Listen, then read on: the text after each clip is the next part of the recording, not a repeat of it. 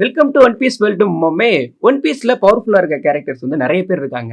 But இம்மார்டலா இருக்குதுன்னு பார்த்தீங்கன்னா, அது ரொம்ப ரொம்ப கம்மியான பேர் தான். ஏன்னா, இந்த இம்மார்டல் பவர் வந்து ஈமு தான் வந்து ஒருத்தவங்களுக்கு குடுக்கணும். அவ ரொம்ப கம்மியான பேர சூஸ் பண்ணி தான் இந்த பவர் வந்து குடுத்திருந்திருப்பா. அவங்கள வந்து யூஸ் பண்ணிக்கணும் அப்படின்னா மட்டும் தான் இந்த பவர் வந்து அவங்களுக்கு வந்து குடுப்பா. ஸோ அப்படி அவ சூஸ் பண்ணதுலயே ரொம்ப முக்கியமானவங்க வந்து 5 எல்டர்ஸ். ஸோ இவங்க எல்லாருமே ரொம்ப ரொம்ப பவர்ஃபுல். வேர்ல்ட் கவர்ன்மெண்ட்ல ஹையஸ்ட் அத்தாரிட்டில இருக்கிறது வந்து இவங்க தான். ஸோ இவங்கள வச்சு தான் ஈமு ஷேடோவா இருந்து ஆட்சியை வந்து ரன் பண்ணிட்டு இருக்கா. இவங்க எல்லாருமே ரொம்ப பவர்ஃபுல்லான டெவில் ஃப்ரூட் யூசர். இவங்க எல்லாருக்குமே காமனான ஒரு சில பவர்ஸ் வந்து ஒரே மாதிரி இருக்கு.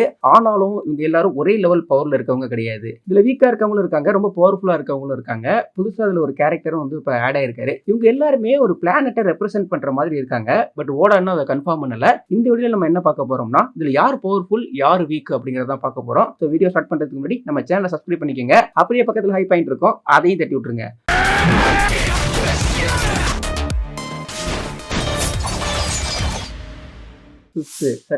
இவரை ஃபர்ஸ்ட் இன்ட்ரோ பண்றப்போ இவரோட ஆரா வேற லெவல்ல இருந்திருக்கும். எக்கேட்டுக்கு வந்து இவர் வர்றப்போ எப்பரா ஸ்ட்ராகெட் வெட்டின்னு எஸ்கேப் ஆக போறாங்க அப்படிங்கிற மாதிரி நம்ம நினைச்சுக்கிட்டு இருப்போம். ஸோ அந்த அளவுக்கு ரொம்ப பவர்ஃபுல்லா இவர் வந்து இன்ட்ரோ பண்ணிருப்பாங்க. இவரோட டெவில் ஃப்ரூட் வந்து மித்திக்கல் ஜோயன், மாடல் வந்து கியோகி. இவரால வந்து ஒரு பெரிய ஸ்பைடரா டிரான்ஸ்ஃபார்ம் ஆக முடியும். அதுல ஹியூமன் வித் ஸ்பைடர் ஃபார்ம்லயும் வந்து இருப்பாரு. இவங்க டிரான்ஸ்ஃபார்ம் ஆகுறாங்க இல்லையா, இது வந்து யோகாய் ஃபார்ம். யோகாய்ங்கிறது கொஞ்சம் யூனிக்கான ஃபார்ம், ரொம்ப ரொம்ப பவர்ஃபுல்லான ஒரு ஃபார்ம். இவரோட பவர்ஸ் எடுத்துக்கிட்டோம்னா இவர் வந்து ஒருத்தவங்களை டச் பண்ணாமலேயே அட்டாக் பண்ண முடியும். டெலகினெட்டிக் இருக்கு இல்லையா, அந்த மெத்தட்ல வந்து இவரால அட்டாக் பண்ண முடியும். இவரோட கான்குரர் ஹாக்கி யூஸ் பண்ணி நிறைய பேரை ஒரே டைம்ல இவரால நாக் அவுட் பண்ணவும் முடியும். இந்த டெலகினெட்டிக் அட்டாக் வந்து எந்த அளவுக்கு பவர்ஃபுல்லா இருந்திருக்குன்னா, ஒரு வைஸ் அட்மிரல்ல சோ எந்த ஒரு எஃபோர்ட்டுமே இல்லாம அசால்ட்டா முடிச்சு விட்டு இருந்திருப்பாரு.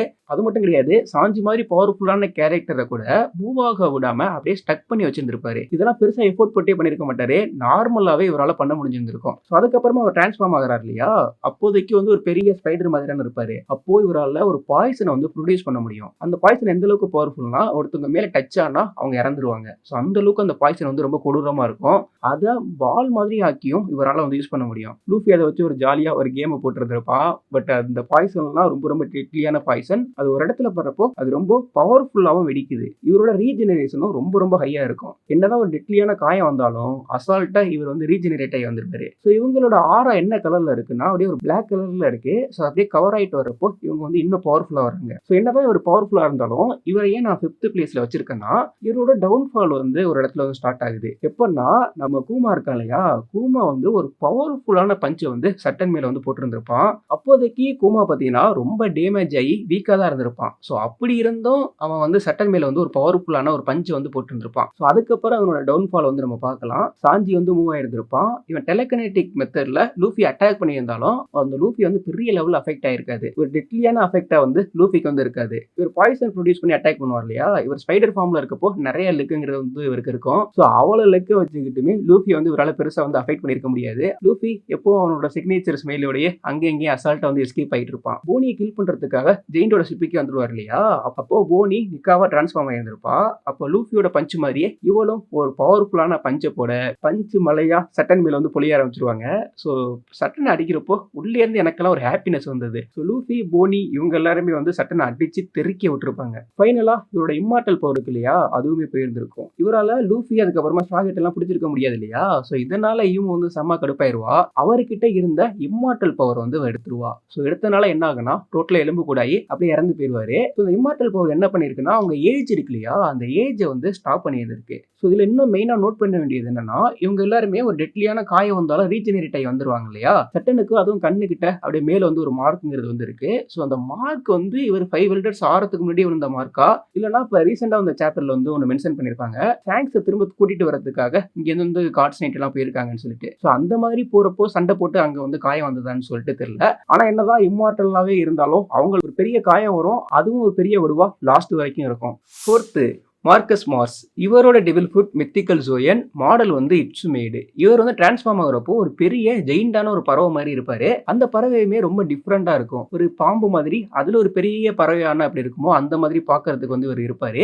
இவர் வந்து என்விரான்மெண்டோட வாரியர் கார்டு. ஸோ இவரோட பெரிய பிளஸ் என்னன்னா இவரோட ஹாக்கி தான். ஸோ இவருமே 3 டைப் ஆஃப் ஹாக்கி வந்து யூஸ் பண்ணுவாரு. இவரோட கான்குரர் ஹாக்கியுமே ரொம்ப ரொம்ப பவர்ஃபுல். ஸோ அதை ரிலீஸ் பண்றப்போ இவராலையும் நிறைய பேரை ஒரே டைம்ல அன்கான்சியஸுக்கு வந்து கொண்டு போக முடியும். அதுலயும் இவரோட அப்சர்வேஷன் ஹாக்கி இருக்கு இல்லையா, இது வேற லெவல்ல இருக்கும். வேகாபங் வந்து டிஸ்ட்ராக்ஷன் ஸ்னைல் வந்து யூஸ் பண்ணியிருப்பார் இல்லையா, அது எங்க இருக்கு அப்படிங்கிறத இவர் உடனே வந்து ஃபைண்ட் பண்ணி இருந்திருப்பாரு. இவரோட அப்சர்வேஷன் ஹாக்கி எப்படி ஒர்க் ஆகுதுன்னா, இப்ப ஸ்னைல் இருக்குல்ல, ஸ்னைல் மெசேஜ டெலிவரி பண்றப்போ வேவ் மாதிரி தானே அதோட சிக்னல்ங்கிறது வந்து இருக்கும். ஸோ அதே மாதிரி தான் இவரோட அப்சர்வேஷன் ஹாக்கிங்கிறது இருக்கு. இது வந்து வேவ் மாதிரி ஒர்க் ஆகுது. ஸோ அதனால எக்ஸாக்ட்டா ஒருத்தவங்க எங்க ஒளிஞ்சிருக்காங்க அப்படிங்கிறத இவரால வந்து ஈஸியாவே ஃபைண்ட் பண்ண முடியும். ஸோ அது மட்டும் கிடையாது, இவரோட ஹாக்கி இருக்கு இல்லையா, இது ரொம்ப ரொம்ப பவர்ஃபுல். இது வந்து ஜின்பே வந்து மென்ஷன் பண்ணியிருந்திருப்பாரு. பிக் மம்க்கு முன்னாடி எந்த ஒரு சின்ன பயம் கூட இல்லாம நின்னவர் தான் ஜின்பே. ஸோ அவரே வந்து இவரோட ஹாக்கி வந்து ரொம்ப ஹையா தான் பிரைஸ் பண்ணியிருக்காரு.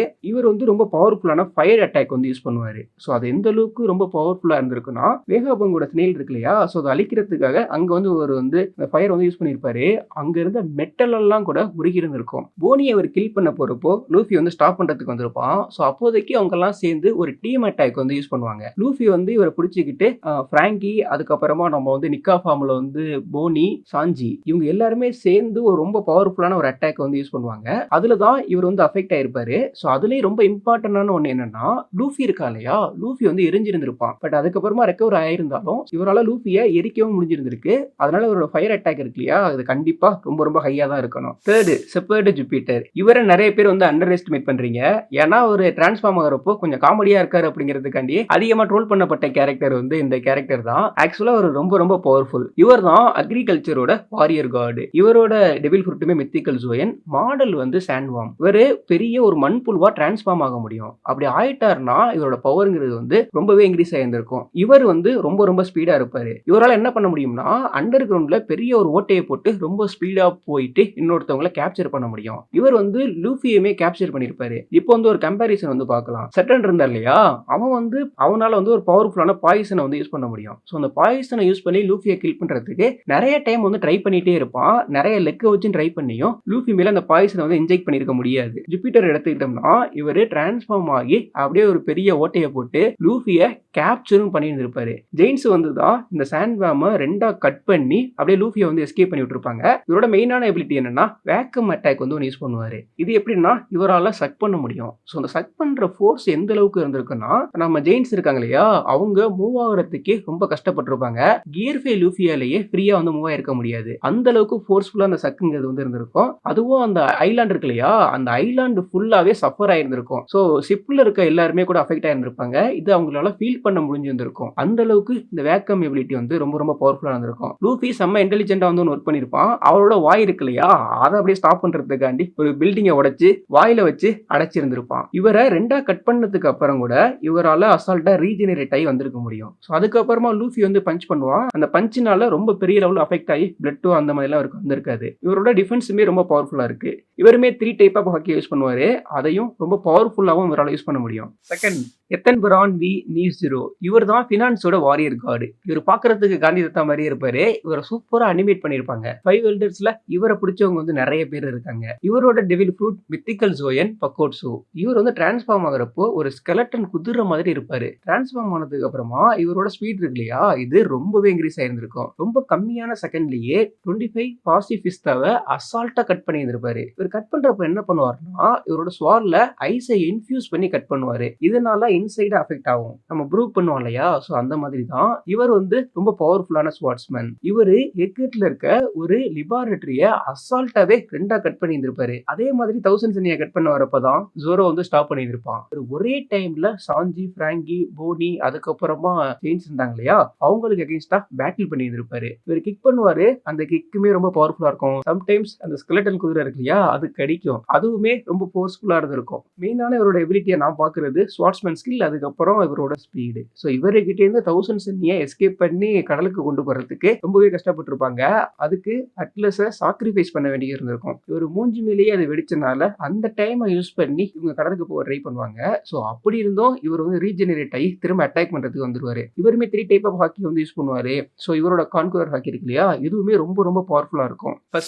ஃபர்ஸ்ட் வந்து டாப் மேன் வார்க்கரி. இவர் தான் ஜஸ்டிஸோட வாரியர் கார்டு. இவரோட மீசா இருக்கு இல்லையா, அதுவே வெறித்தனமா ரொம்ப பெருசா வச்சுக்கிட்டு ஜாலியா உட்காந்துருப்பாரு. இவரோட devil fruit mythical Joan fancy. இவர் டிரான்ஸ்ஃபார்ம் ஆகிறப்போ ஒரு பெரிய மான்ஸ்டர் போரா டிரான்ஸ்ஃபார்ம் ஆவாரு. அப்படி ஆகிறப்போ இவருக்கு வந்து 4 தந்தங்கிறது இருக்கும். இவரோட டியூரபிலிட்டி அதுக்கப்புறம் இவரோட ஸ்கின் இருக்கு இல்லையா, அது வந்து ரொம்ப ரொம்ப ஹார்டா இருந்திருக்கும். ஸோ இவரு டிரான்ஸ்ஃபார்ம் ஆகி ஒரு ரோர் பண்ணுவாரு கான்குரர் ஹாக்கியோட சேர்த்து. அந்த ரோர் எந்த அளவுக்கு பவர்ஃபுல்லா இருந்திருக்கும்னா, ஜெயின்ஸ் இருக்காங்க இல்லையா, அவங்கலாம் பின்னாடி போயிருப்பாங்க. ஸோ அது மட்டும் கிடையாது, கியர் ஃபை லூஃபி இருக்கான்ல, அவனுமே தெரிச்சிருந்திருப்பான். அவனோட ஐ கேப் எல்லாம் தனித்தனியா பிரிச்சு போயிட்டு இருந்திருக்கும். ஸோ அது மட்டும் இல்ல, அங்க என்டையர் ஐலாண்ட் இருந்தது இல்லையா, அந்த என்டையர் ஐலாண்டையே ஒரு ஷேக் பண்ணியிருப்பாரு. ஷிப்ல இருந்தவங்க கூட இதை ஃபீல் பண்ணியிருப்பாங்க. அதுல நிறைய பேர் அரண்டு போயிருப்பாங்க. ஸோ அந்த அளவுக்கு பவர்ஃபுல்லான ஒரு ரோரை வந்து இவர் போட்டிருப்பாரு. இவரோட டிஃபென்ஸ் இருக்கு இல்லையா, இது வேற லெவல்ல இருக்கும். லூஃபி ரெட் ராக்னு சொல்லிட்டு ஒரு அட்டாக் வந்து இவர் மேல யூஸ் பண்ணுவான். ஸோ அது ரொம்ப பவர்ஃபுல்லான அட்டாக் தான். அதுவும் கியர் ஃபைவ்ல தான் யூஸ் பண்ணியிருப்பான். ஸோ அப்படி பண்ணியுமே இவர் வந்து பெருசா அஃபெக்ட் ஆயிருக்காது.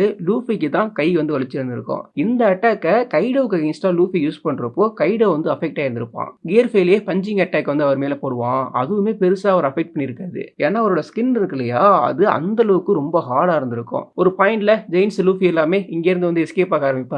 பட் இவர் ரொம்ப ஸ்பீடா அவங்களும் துரத்திட்டு போயிட்டு இருப்பாரு. ஸோ கரெக்டா அந்த ஜெயிண்டோட ஷிப்பை அப்படியே கிராஸ் பண்ணலான்ட்டு வர்றப்பதான் நம்ம எமட் இருக்கு இல்லையா, ஸோ அது வந்து ஒரு பவர்ஃபுல்லான பஞ்சை போட்டு அவரோட தந்தத்துல ஒரு தந்தத்தையே உடைச்சிருந்திருக்கும். அந்த தந்தம் இருக்கு இல்லையா, அதை இவரால் ஸ்வாட் மாதிரி கன்வெர்ட் பண்ணி யூஸ் பண்ண முடியும். இவர் தான் 5 வெல்டர்ஸ்ல பவர்ஃபுல்னு சொல்லிட்டு நான் நினைக்கிறேன். ஸோ ஃபைனலா இந்த 5 வெல்டர்ஸ்ல இன்னொருத்தர் வந்து ஆட் ஆயிருக்காரு. அவர் தான் கார்லிங். எனக்கு கார்லிங் அப்படின்னு சொன்னாலே எனக்கு ஃபர்ஸ்ட் மைண்டுக்கு வரது வந்து ராக்ஸ் தான். அடிச்சு ஓட விட்டுட்டு அவன் மட்டும்தான். இப்போதைக்கு கார்லிங் வந்து 5 வெல்டர்ஸ்ல ஒருத்தர் வந்து ஆயிருக்காரு. இதுக்கு முன்னாடி காட்ஸ் நைட்டோட சுப்ரீம் கமாண்டரா இவர் தான் இருந்துகிட்டு இருந்தாரு.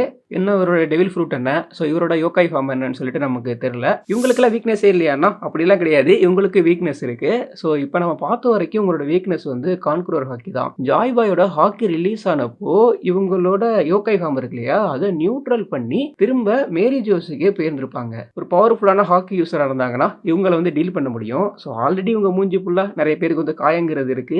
ஏதோ ஒரு இடத்துல நல்ல அடியை போட்டு தான் இவங்களே அனுப்பிச்சு விட்டுருக்கானுங்க. ஸோ அதனால இவங்களை வின் பண்ண முடியாது, அஃபெக்ட் பண்ண முடியாது அப்படிங்கிறதுலாம் கிடையாது. இந்த இம்மார்டல் இந்த ரீஜெனரேஷன் இருக்கு இல்லையா, இது வந்து உங்களுக்கு பெரிய லெவலில் ஹெல்ப் பண்ணுது. பட் அதை தாண்டி ரொம்ப பவர்ஃபுல்லான டெவில் ஃப்ரூட் யூஸராக அவங்க இருக்காங்க. பேட்டில் பண்றதுல நல்ல ஸ்கில்லுமே உங்களுக்கு வந்து இருக்கு. ஸோ இதுதான் என்னோட ரேங்கிங். உங்களோட ரேங்கிங் என்ன அப்படிங்கிறத கீழே கமெண்ட் செக்ஷன்ல கமெண்ட் பண்ணிட்டு அப்படி நம்ம சேனலையும் சப்ஸ்கிரைப் பண்ணிக்கோங்க.